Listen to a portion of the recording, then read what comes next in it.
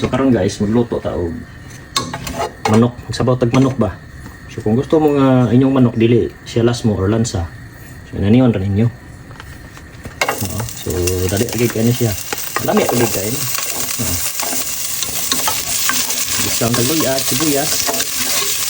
Ano nga ginugisa na ito para wala ang langsa sa ito manok. So lasmo mo yun ang manok. So ito na itong ulaton nga mo. So sloten ang ito sibuyas o luya. Pero no, so lunod na itong manok.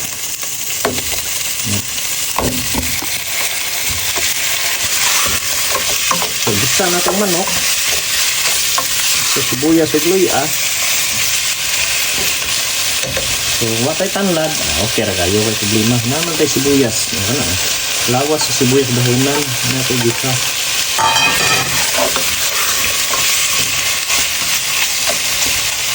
So nani on pag luto sa manok para mawala ang iya nga lasmo. Karon, natong buhaton. Ato na siyang asinan, tiplahan. So purpose ani asin para magawas ang tubig sa manok. Ito sa manok ba? Oo. So mix na nato. Karon na pag inisip pinaka last na sekreto para di gyud last mo ang manok natong sabon, diba? Naka-secret na to ni guys. Ang butang secret sa banis sa mga Bisaya. Ato ni siyang butang suka. No. Na. So mix na to. Kung may problema na to suka kay kuha naman na siya. Kana nga process naman na siya. So din na siya mapait. So ato na siyang i-mix, inighuwad na to. Karon ato na siya pahubson ng suka, usa na to na siya butangan og tubig. So ayaw gid kalimot og butang og paminta. So ani guys, optional lagi na siyang paminta ha. Okay gid na siya paminta. So labi na probinsya, di man kay kahilig og paminta. So ato lang gini siyang huwaton nga mahupas ang iha nga suka diha. Sana to siya butang tubig. So katuban na nato para magawas gud na yung tubig. So tanawan nyo guys diba? Nagtubig na siya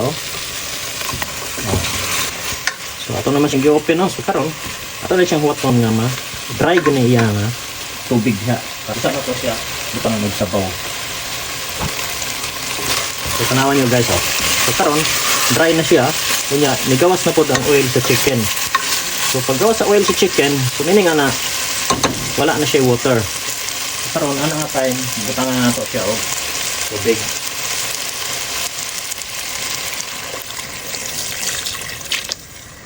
Sakto ka na yung tubig. So ato na siyang huwatong mubukal para ato na siyang timplahan. Magtimpla mo sa manok guys, kinahanglan nga luto na ang chicken. Kasi siyempre inyo man ang tilawan, di ba? Pero na siya initial nga salt sa paggisa pa lang nato ug suka. So kani nga time guys, dili na ninyo tilawan pa ang lasa sa suka. Kaya evaporate naman siya. Unya nihubas na pud siya. Mo to na time nga nigawas na ang oil sa atong chicken. Diba, tanawan ninyo. Daghang kay mantika ang chicken. So niya nagbukal na niya ato ra po na siyang tangtangon. So tanawan niyo nabukal na ang ato nga sinabawang manok. So karon ato na ning kuwaon ning iya nga kaning nilutaw. Nag-float. So mo siya iyang mo na ni ang mga impurities. So mo na ni resulta sa atong gibuta nga vinegar. So kung itong gikuha, mo na siyang ilang ang oil, apil na ang mga impurities. So atong tang-tang na siya diha. Para dili las mo ang ato ang sinabawang manok. Tanaw niyo, bukal na kayo, di ba? So karon ato na siya butangan og atay para mo tinuod pod nga tibok nga manok may atong giluto. Atay.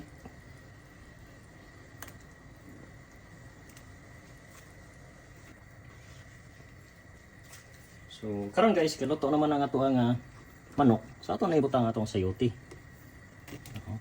So pwede ra kayo unsa inyo ibutang, pwede ra kapayas, pwede ra pud sayote. Kung unsa inyong nakasanayan.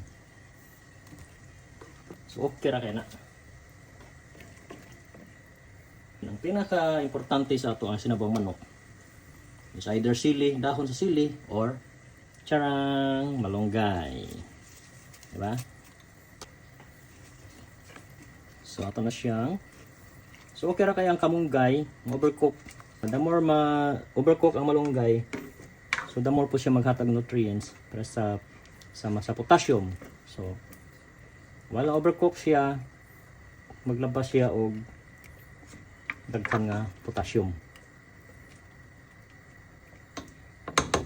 So and then magtimpla na ta sa atong chicken kay luto naman atong chicken. Ang ato lang naglikay ta sa mga bacteria.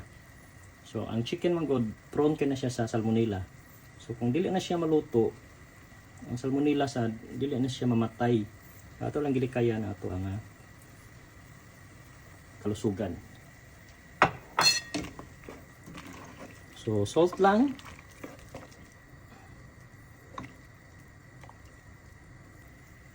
So nagbuta lang ko og salt og white pepper. Kaya naman tayo gibutang ganiyang whole black pepper.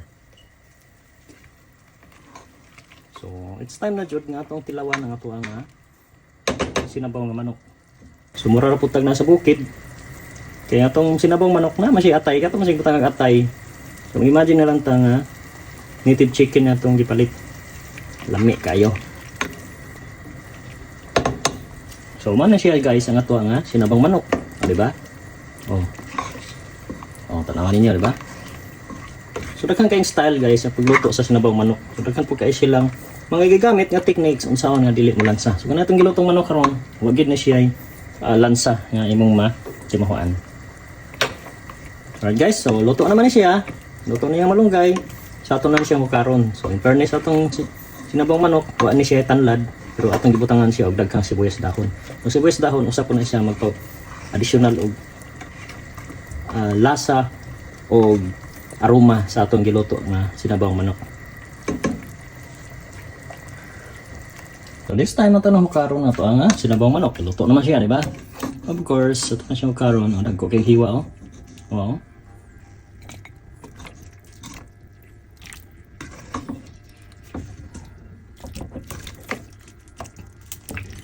Aso pa lang, aso.